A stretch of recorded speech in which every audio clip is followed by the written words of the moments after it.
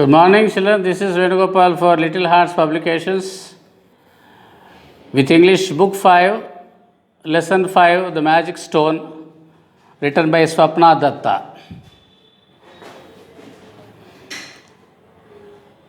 A magic stone is a stone which creates magic. Have you heard, children, about any stone which has got magical powers?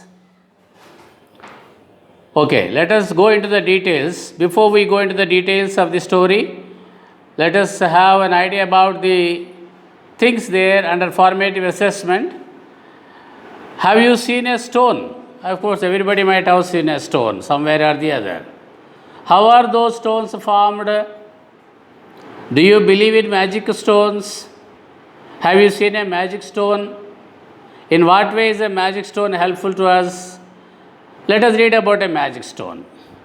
So, the answers for all these questions that we have under formative assessment, we are going to find out in this particular story.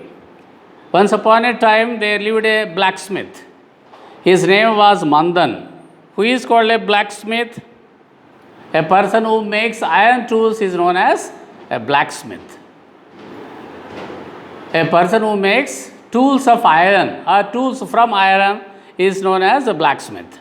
And his name was Mandan. He sat in his little workshop with his anvil and hammer. Every day he used to sit in his little workshop, a small workshop was there, with his anvil and hammer. What is an anvil? Anvil is a block with a flat top, concave sides, and often a pointed end on which metals are worked in forging. Generally, to make or to sharpen the iron tools, generally people blacksmith use a stone, a block with a flat top, concave sides, means it will be bulged on either side and often pointed at one end. That means these tools will be pointed at one end, and the blacksmith will go on beating on that sharp edge with a hammer to make it much sharper. That is what is called anvil. And he always used to see work with his anvil and hammer. You can see that picture there in which Mandan is using a hammer in his hand and keeping the things there, a tool on the anvil, and beating it, hitting it, and had his furnace roaring all day long. That furnace, the fire always used to go roaring all day, throughout the day, and he sat there all day making, repairing and sharpening things made of iron. Throughout the day he used to sit there making, repairing and sharpening things made of iron. Sharpening means what? Making something sharp. Just like we might sharpen our pencil, he used to sharpen iron tools. And he used to sit there repairing iron tools, making iron tools, sharpening iron tools. He was a good worker, clever and quick. A very good worker. He was very clever and also quick at doing works. So everyone came to him. That's the reason why every person in the town used to come there to him. Mandan was the most popular blacksmith in the kingdom. In that entire kingdom, Mandan became the most popular, most famous blacksmith. One morning, Mandan was busy repairing a pile of horseshoes. Mandan was busy one day morning when he was repairing a pile of horseshoes. Pile means what? Something that is kept one over the other. That is what is called pile. A lot of iron shoes he was repairing. They were for the king's army. And why was he repairing them? Because they were for the king's army. King Jai Singh Deva, the brave king of Malwa, often went out to conquer other kingdoms. So his horses had to be kept ready at all times. The kingdom in which Mandan used to live was Malwa. That is the name of the kingdom, Malwa, for which King Jai Singh Deva was the king. and he was a brave king. He often used to go out to conquer. Conquer means defeat other kingdoms. So his horses had to be kept ready at all times. That's the reason why every now and then all the horseshoes were brought to Mandan, which he used to sharpen or repair. Because they must always be ready, because the king had a habit of going to wars and defeat the kingdoms in the nearby king. Suddenly there was a tap on his door. Who is it? Asked Mandan. Suddenly there was a tap on his door when he was repairing the king's horseshoes. Who is it? Asked Mandan, hammering away. He just went on hammering, and from there itself he asked, who is it? I am busy, please spare a moment, said a troubled voice. In the meanwhile, a troubled voice, a voice with some kind of trouble in its tone, said, sir, I am busy, please spare me a moment. Please send me a moment for me. It was Nakul, a poor grass cutter. Mandan understood whose voice it was.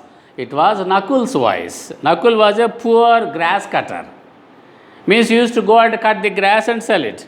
He was a foolish, half-witted lad. Half-witted means unintelligent.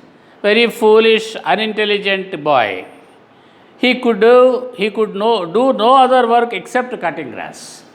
No other work he could do other than cutting the grass. What is wrong? Asked Mandan. He was sorry for the poor boy. Mandan, from there itself, he asked, what is wrong? Of course, he always used to show pity on that poor boy, Nakul. My sickle, said Nakul, it has suddenly gone blunt. Blunt is opposite of sharp.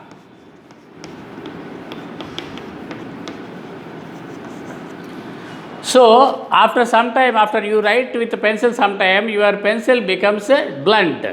Again, you will take a sharpener and start sharpening it. So, opposite of blunt is sharp. So, what is that boy saying to Mandan? My sickle has suddenly gone blunt. Means sickle is a kind, you can see the picture there. Sickle, you might have seen, with a handle like this, which is used to cut grass. This is called a sickle. దీని తెలుగులో కొడవలి అంటాం మనం. పంటలు కోసేది, గడ్డి కోసేది, దీన్ని sickle అంటారు. You can see that there in the picture. This is called sickle.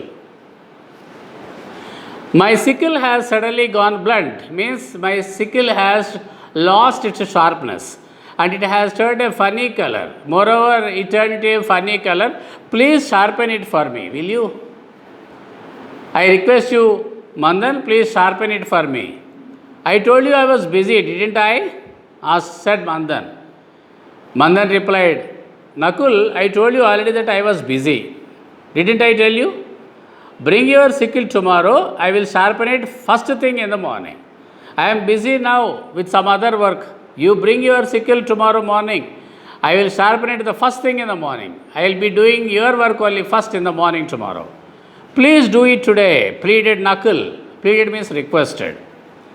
But Nakul was not going away. He was pleading with Mandan.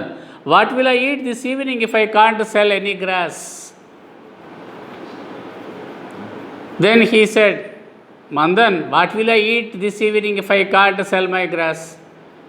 To sell my grass, I have to cut grass. To cut grass, I need a sharp sickle. Though it has gone blunt now. How can I eat anything without selling my grass? How can I get food? Oh, very well. Pass it here. Oh, like that? Okay, pass it here. He asked Nakul to pass. Mandan looked at the sickle and frowned. He just looked at the sickle and he did. This is what is called frowning. Frowning means what? Wrinkle one's brows in displeasure. By showing displeasure, what is this? Like that, he put a frowned face. It was a bright yellow color. The sickle actually, if it is made of iron, it is generally black in color, but this particular sickle was bright yellow color. How did this happen? He asked, surprised. He asked Nakul, Nakul, what happened to this? Why did this color change? How did this happen? It stuck against a stone and suddenly changed color, said Nakul. What is there? It stuck against a stone. When it stuck against a stone, suddenly it changed its color, Nakul replied. What kind of a stone? Mandan asked. What kind of a stone it is? A funny, odd-shaped one, said Nakul. A funny means strange looking, some irregular shaped stone. It hit and changed color. Could you show it to me? Mandan asked in a breathless voice. Mandan almost stopped breathing. In a breathless voice, he asked Nakul, Nakul, could you show that stone to me? Why? Yes, said Nakul. I picked it up and brought it with me. Here it is. Why not? I will show it to you, Mandan, definitely. I picked it up and brought it with me. Here it is, and he gave that stone to Mandan. Mandan said nothing for a while. After looking at the stone for some time, Mandan did not speak for some time. Then he said, I can't sharpen your sickle. See, my dear Nakul, at the moment I can't sharpen your sickle, but take a new one instead. If you want, you can take a new one. No, you need not pay for it. Of course, you need not pay any money to me for that new sickle. I don't need it myself. I don't need that sickle myself. You can take it away. But this sickle I am not going to sharpen now because I can't do it. Thank you, said Nakul. It's a much better sickle than my old one. Then he picked up Mandan's sickle and looked at it and said, it is much better than my old one. Are you sure you don't want it? Again, Nakul had a doubt whether Mandan would ask money for the sickle. Are you sure, Mandan, you don't want it again? No, I don't, said Mandan. Mandan gave a word. No, I don't need it again. Nakul went off happily. That boy went away from there very happily. Mandan stared at the sickle. He looked at fixedly there for some time at the sickle. It was made of pure gold. See, that sickle was made of pure gold, bright and gleaming. Gleaming means shining. It was bright and gleaming. He touched the stone to the horseshoe in his hand. Instantly, it too turned to gold. So there was a horseshoe. He was repairing a horseshoe, we know already. He touched that stone to that horseshoe in his hand. Immediately that horseshoe also turned into gold. What a great wonder, surprise. So this was not an ordinary stone at all. He understood this was not an ordinary stone. It was a paras, a touchstone. Paras means what? A touchstone. Touchstone means what? If you touch that stone with any metal, base metal, that will turn into gold. So he understood it was paras, a touchstone which turned all metals into gold. Whichever metal it is, that metal will be turned into gold if you touch that stone to that metal. His fortune was made. He understood. Now he was the luckiest person on the earth. His fortune was made. His luck was made. In what way? His own fortune and that of his family members. How long he could go on working with the sickle or working with his anvil and hammer? Now his own fortune as well as the fortune of his family members had changed completely. Mandan kept his secret, but he did not reveal this secret to anybody. He did not close down his workshop. Not only that, he did not even close the workshop also. What did he do? He went on working as before. As if nothing had happened, he went on working in his workshop as before. But he made a great deal of money with the stone. Because he had a magic stone, he made a great deal of money by touching every metal whichever was available here with him. And all that turned into gold. He sold it and got a lot of money. He built a grand house now, very big, palace-like building he built. He bought grand clothes and a great deal of jewelry for himself and his family. Grand clothes means what? Very costly clothes he had brought for his family, for himself as well, and a great deal of jewelry also. A number of gold ornaments also she bought for himself and for his family members, his wife, his children.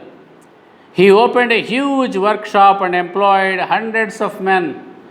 Not only that, after that he opened a very huge workshop. Which workshop? The same blacksmith workshop only. And he employed hundreds of men, means he gave jobs to hundreds of men, and he wanted to make sure to everybody that he was earning all that because of his work as a blacksmith. He did not reveal to anybody that he had got a magic stone, the paras or touchstone, with which you could turn every metal into gold. He also employed Nakul there, because of Nakul only he got that magic stone. So he gave employment or a job to Nakul there also in his workshop. He gave him a house to live in and a lot of money. Not only that, he gave Nakul a house to live in and a lot of money also. Mandan soon became the richest man in Malwa. And very soon he became the richest man in the kingdom of Malwa. Days passed. Mandan grew older. He soon realized that he had no other wishes left. Days passed, months passed, years passed. Mandan started growing older and older. He soon realized that he had no other wishes left. He understood that there was no other wishes that were left. Every wish he wanted, he had, that was fulfilled because of that touchstone.